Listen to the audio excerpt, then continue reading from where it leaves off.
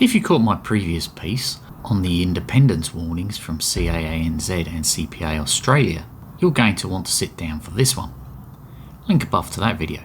This serves as a phenomenal follow-up because the corporate regulator has just dropped a massive bomb on the financial sector ahead of the June 30th reporting cycle. ASIC has finally issued a blunt enforcement warning to Australia's booming $76 billion private credit sector. So now why is ASIC suddenly panicking?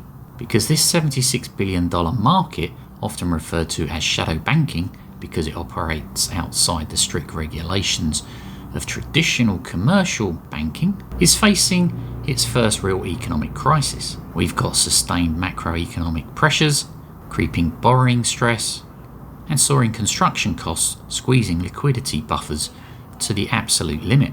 And what did ASIC find when they looked under the hood during their targeted surveillance? They claim that external auditors are completely asleep at the wheel. According to the regulator, auditors have been failing to independently verify unlisted asset valuations.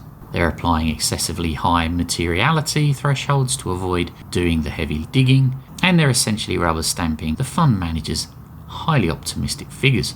Now on the surface you might argue, great, ASIC are on the attack. In September 2025, ASIC issued interim stop orders against 3 La Trobe financial products in what was ASIC's first enforcement action against private credit funds following its retail surveillance program.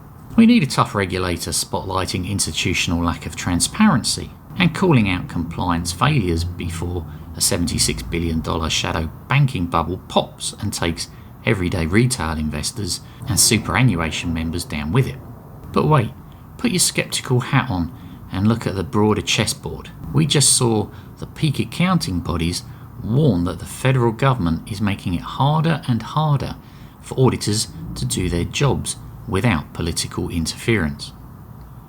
And now, right before the financial year ends, ASIC releases a sweeping public report framing the auditors as the bad guys who can't be trusted. Does this smack of positioning ahead of trying to remove auditor independence? Think about how Canberra operates. First, you create a narrative that self-regulation and independent oversight have completely failed.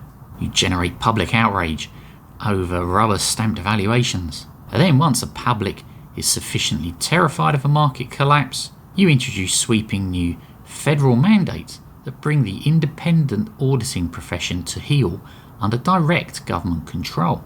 If an auditor refuses to sign off a valuation, they get whacked by the client. If they do sign off, they get dragged through the mud by ASIC in a public press release. Are the auditors really asleep, or is the government intentionally setting them up to take the fall for an economy-wide real estate and construction crisis that they created? Let me know what you think in the comments. Links in the description below, and thanks for watching.